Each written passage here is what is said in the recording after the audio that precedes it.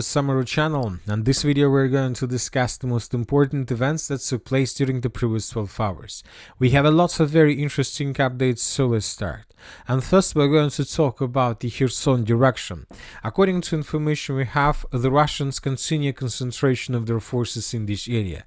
Pro-Ukrainian sources reported that during the previous days, the Russians managed to concentrate up to 300 boats along the river of Dnipro and along Dnipro estuary. The Ukrainians are saying that the Russians are about to begin their offensive operation or landing operation with the purpose to establish a very powerful stronghold on the Ukrainian side of both the river of Dnipro and Dnipro estuary. Of course, very interesting speculation, but maybe this is not a speculation. To understand what is happening right now in this area, it's good to let's say to adjust the map, and it's good to understand what kind of events and what kind of different updates we have received probably since the end of April. So according to different geolocations, according to different probably events, according to different articles and statements that were made by different sources, the escalation of the situation in the Kherson direction started somewhere on the 28th of April. During that day, several pro-Russian resources reported that as a result of offensive operation, the armed forces of the Russian Federation first of all managed to establish complete control over these islands in front of the settlement by the name of Tyaginka.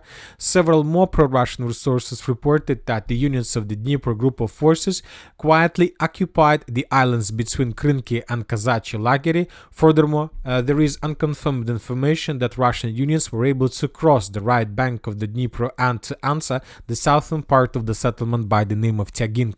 So this author and this article also provides us some map with some adjustments. So if we return back to map, and according to this author and according to this article, the Russians during the probably by the end of the 28th of April of 2025 managed to establish complete control over this territory. Obviously, this is very huge progress on the ground, not just on the Russian side of the river of Dnipro, but also on the Ukrainian side of the river of Dnipro. But as for the 6th of May of 2025, we still haven't received anything that can confirm this, but it doesn't mean that that information that was provided on the 28th of April was fake. Another important thing, several days later, more precisely on the 2nd of May of 2025, we got lots of articles and lots of reports to the west of the city of Kherson. Several pro-Russian resources reported and several pro-Ukrainian sources confirmed that Russian sabotage and reconnaissance group have entered the islands in the Kyzyomys area. So the Russians and Ukrainians reported that during those days, the Russians managed to establish complete control over this territory in front of the settlement by the name of Kyzyomys.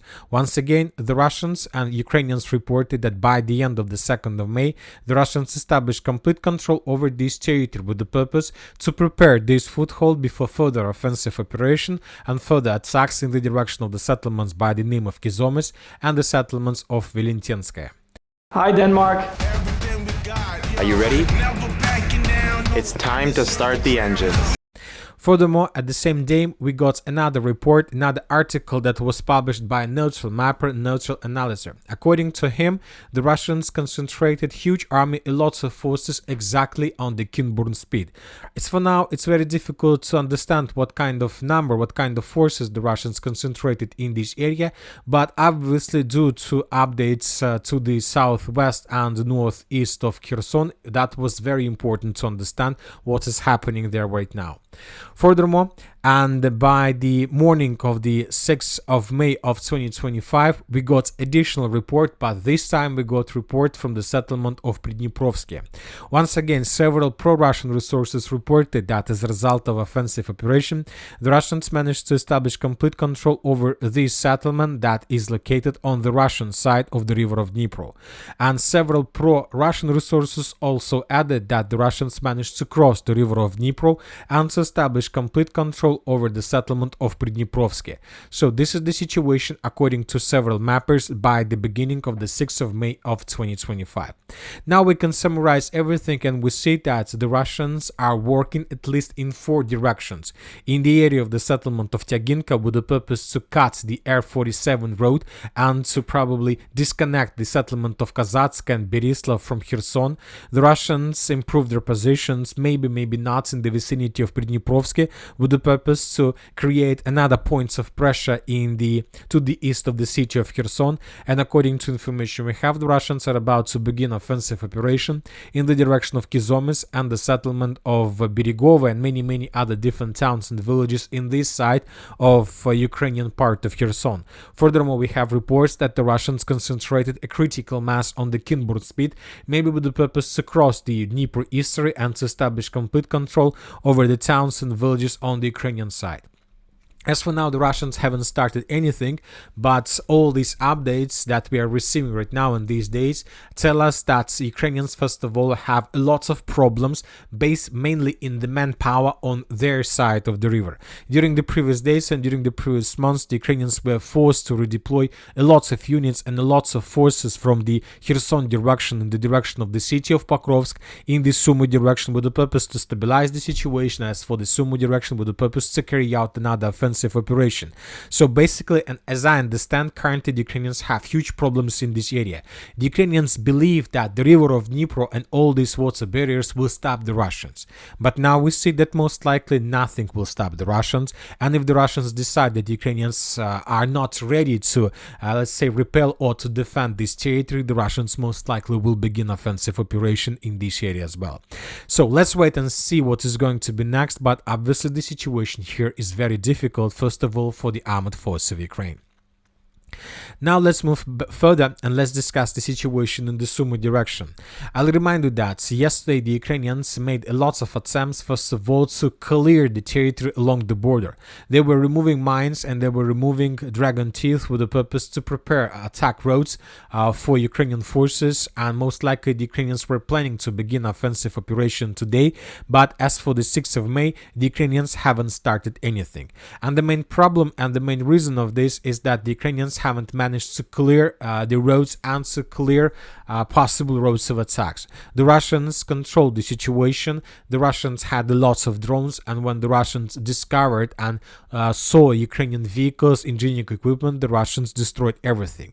So basically the Ukrainians made one attempt to prepare roads for attack, but they failed. And as for the 6th of May, the Ukrainians haven't started anything, which means that most likely the Ukrainians either are changing their plans or they're trying to improve their tactics and the current plan with the purpose to begin this offensive operation. The Russians, as you can see, hold their lines, and the Russians are not planning to fall back. At the same time, the Ukrainian resources reported that the Ukrainians were forced to evacuate 2 important and big settlements, the settlement of Vorozhba and the settlement of Belopolye. So these 2 villages or towns would be evacuated by the Ukrainians in the very near future, either because the Ukrainians are expecting Russian offensive operation with the purpose to create a secure zone, or the Ukrainians are planning to bring here additional forces with the purpose to create a critical mass and to support their offensive operation further deep inside of the territory of the Russian Federation.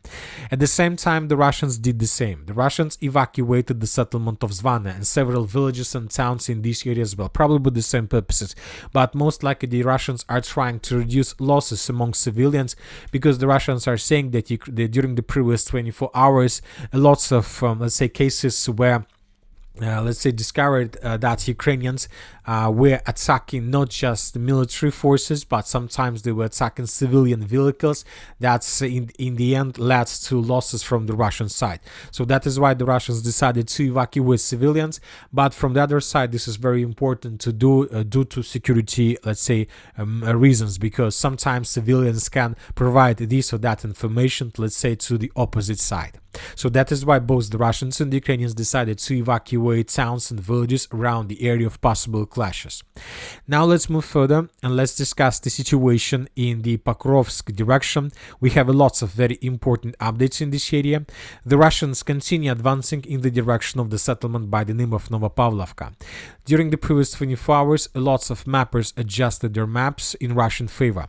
So let's compare the map between the dates. This is the situation by the end of the 5th of May of 2025, and I'll remind you that according to pro-Ukrainian sources, the Russians managed to improve their position significantly and to establish almost complete control over the settlement by the name of Kotlarovka.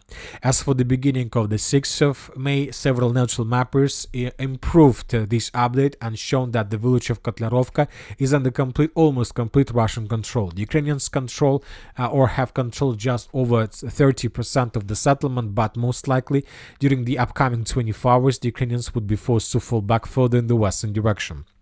So as we can see, the Russians are getting closer and closer to the border between regions.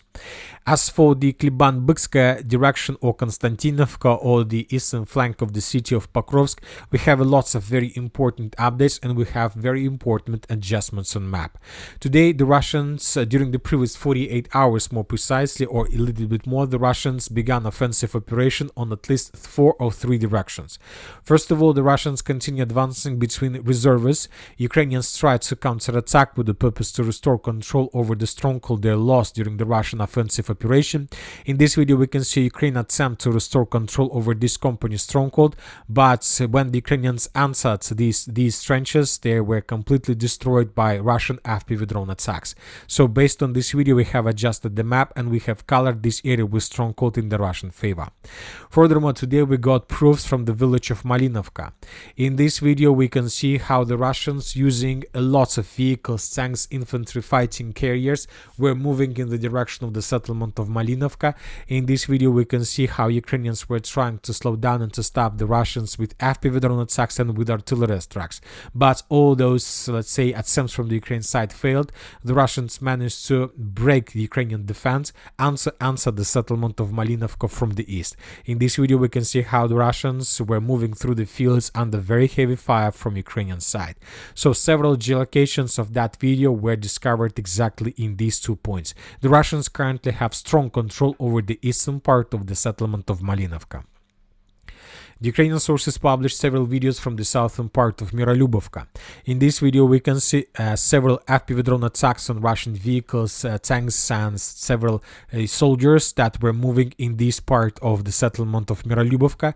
Based on this video, we have adjusted the map. Furthermore, during the previous 24 hours, according to several geolocations, we came to the conclusion that the Russians also were trying to attack from the settlement of Grodovka in the western direction with the purpose to establish complete control over these 2 strongholds. As for now, we don't know for sure whether the Russians managed to do this or not. We have several videos that were published by the Ukrainians, by the 38th Marine Brigade of the Armored Forces of Ukraine. In this video, we can see at least 1 tank with demanding equipment and 2 infantry fighting carriers. The Ukrainians attacked the Russian vehicles and convoys several times.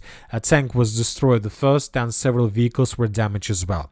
One of the geolocations was discovered exactly in this point. So very likely that the Russians managed to land infantry and that the Russian infantry answered this company's stronghold. Maybe there are very heavy clashes exactly for this area, but as for now, we don't have even a single proof that can confirm this.